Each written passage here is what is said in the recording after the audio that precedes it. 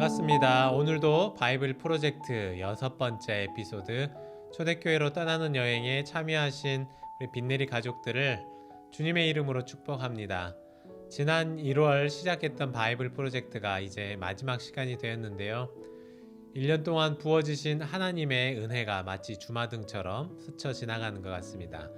물론 내일 하루 더 남아있지만 내일은 현장에서 토요 새벽 기도회로 진행되고요. 온라인으로 나가는 가이드 영상은 오늘이 마지막이 되겠습니다. 혹시 아직 리딩 스케줄이 밀려있는 분들은 연말에 조금 바쁘시겠지만 그래도 포기하지 마시고 마지막까지 열심히 달려주시기를 부탁을 드립니다. 오늘 읽으실 요한계시록 17장에서 20장을 간단히 살펴보면 17장과 18장에서는 큰 음녀와 바벨론이 심판을 받게 되고 19장에서 이제 잔치, 곧 어린 양의 혼인잔치가 시작이 되죠. 20장에서는 천년 왕국이 등장합니다. 요한계시록이 처음 시작할 때도 그랬지만 마지막 부분에까지 수많은 상징 또 묵시의 내용들이 이어지고 있어서 참 어렵게 느껴지는 책인 것 같기도 하죠. 그렇다면 오늘 말씀을 함께 간단히 살펴보도록 하겠습니다. 요한계시록은 모든 사람을 17장의 음녀이거나 아니면 21장의 신부라고 말하고 있습니다. 어떻게 보면 좀 너무하다 싶을 정도로 이분법적인 사고라고 할 수도 있겠습니다. 그러나 우리에게 닥칠 이 마지막 날의 최종의 심판을 생각해 보면 당연한 이치라고 할 수 있겠는데요. 우리의 최종 종착지는 결국 천국 아니면 지옥입니다. 어쩔 수 없는 우리에게 닥칠 미래인 것입니다. 심판을 받느냐 아니면 하나님과 영원히 혼인잔치에 참여할 수 있느냐 이것입니다. 이 땅에서 살면서 하나님을 섬기지 않은 사람들은 결국 하나님이 아닌 다른 신을 섬기고 사는 것과 다름없는 것입니다. 여기 이 악한 음녀는 결국 하나님이 아닌 거짓 종교에 목매어서 잘못된 사랑을 나누었죠. 이 땅에서 이런 일들이 되어지는 과정을 보면 이 음녀가 훨씬 지혜롭고 또 강한 힘을 지니고 사는 것처럼 보였을 것입니다. 하나님을 섬기고 사는 삶이 별 매력 없이 보였을 것 같아요. 화려한 옷을 갖춘 모습으로 음녀가 그려져 있는데 그런 것처럼 이 땅에서도 훨씬 화려하고 성공적인 삶을 사는 것처럼 보였지만 성경은 이것을 오직 하나님의 말씀이 응하기까지만 지속될 것이라고 하시고 그것도 잠깐 동안 또 일시 동안이라는 말을 사용하셔서 세상에서 음녀가 활개를 치는 것은 지극히 제한적인 일이라는 사실을 알려주셨습니다. 그렇습니다. 우리는 세상을 보면서 때로는 이런 말을 하죠. 어떻게 저런 사람이 성공할 수 있는지, 높은 자리에 올라갈 수 있는지, 왜 저런 사람이 부자로 살고 신실한 사람들은 고통을 받으며 사는지 질문합니다.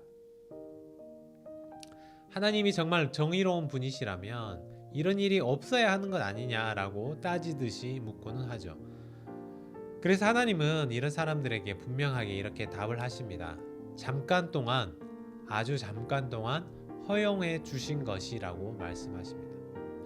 하나님의 심판의 날이 되면 더 이상 그들은 자기 뜻대로 할 수 없는 날이 오고야 만다는 사실입니다. 18장에서는 앞선 장에서 다루었던 이 두 부류의 사람을 이제 그들이 사는 도시와 연결시켜서 말씀하고 있는데요. 음녀는 바벨론 도시의 상징처럼 그리고 신부는 하늘에 세워질 예루살렘으로 표시하고 있어요. 이 땅에서 바벨론은 상징적으로 어떤 부, 힘, 명예 이런 것을 의미하는 곳입니다. 그러나 그들의 미래는 결코 길지 않다라는 사실입니다. 하나님의 심판으로 멸망하게 될 것이기 때문이죠. 이것은 문자 그대로 바벨론이라는 어떤 특정한 도시만을 생각할 수는 없을 것입니다. 아마도 사도 요한이 살던 시대를 생각해 보면 로마를 떠올릴 수 있겠고 더 나아가서 세상적인 욕망을 따라 살아가는 이 인간들의 잘못된 방향을 뜻하는 것이기도 합니다. 큰 성이었고 풍요로운 도시, 인간의 욕망을 충분히 채워줄 만한 곳, 그곳이 바로 바벨론이었습니다. 그러나 하나님은 모두 아시고 불의한 것을 심판하십니다. 세상은 지금도 하나님을 멀리하고 인간적인 욕심을 채우기 위해 저마다의 바벨론을 꿈꾸며 살아갑니다.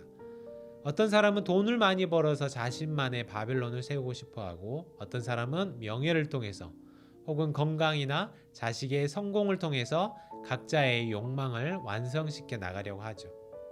하지만 하나님은 이 모든 것이 곧 사라지게 될 것이라는 바벨론과 음녀의 심판을 통해서 우리에게 알려주시는 것이죠.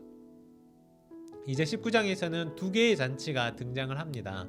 하나는 구원받은 자들이 함께 즐기는 어린 양의 결혼잔치, 혼인잔치이고, 또 하나는 하나님의 큰 잔치라고 불리우는 어떤 심판의 날입니다. 예수 그리스도를 믿고 따르는 우리는 어린 양의 혼인잔치에 함께하게 될 것입니다. 결혼식은 늘 행복이 있죠. 소망이 있습니다. 설레임이 있습니다.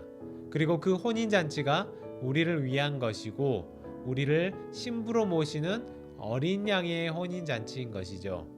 그러나 심판이 행해질 이 하나님의 큰 잔치는 어떻습니까? 사실 이것은 그들 입장에서는 잔치라기보다는 비극의 날입니다. 그러나 하나님 편에서는 마침내 정의가 이루어지는 날인 셈이죠. 그동안 하나님을 멀리하고 불의한 것을 쫓아서 또 자기 욕심만을 채우며 살았던 사람들을 하나님은 철저히 심판하실 것입니다.